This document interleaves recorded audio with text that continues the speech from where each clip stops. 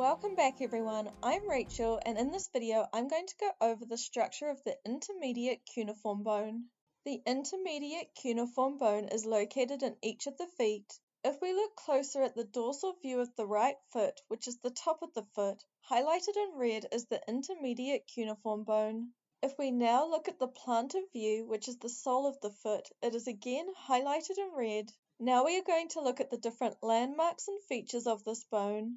Here we have the anteromedial and the posterolateral views of the right intermediate cuneiform.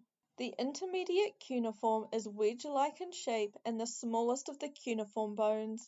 This bone has 6 surfaces. The plantar and dorsal surfaces don't have any articular surfaces but do have roughened surfaces for ligament attachments. The medial surface has a facet on part of it for articulation with the medial cuneiform. The lateral surface has a facet on it for articulation with the lateral cuneiform bone. The anterior surface, also known as the distal surface, has a facet on it for articulation with the second metatarsal.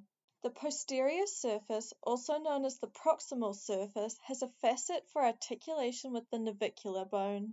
Let's now look at the articulations this bone has with other bones. This bone articulates with 4 other bones. The first of these articulations is with the second metatarsal bone.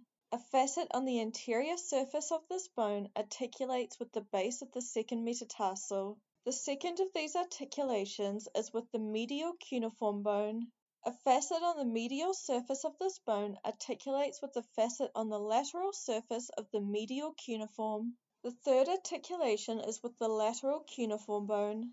A facet on the lateral surface of this bone articulates with the facet on the medial surface of the lateral cuneiform. The fourth and final articulation is with the navicular bone. A facet on the posterior surface of this bone articulates with the intermediate facet on the distal surface of the navicular bone. What about the muscles that attach to this bone? Only one muscle attaches onto this bone.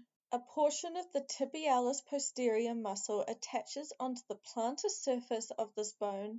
And that concludes this video on the structure of the intermediate cuneiform bone. I hope you found it helpful. Thank you for watching. If you want to support this channel, please subscribe and check out more of my videos.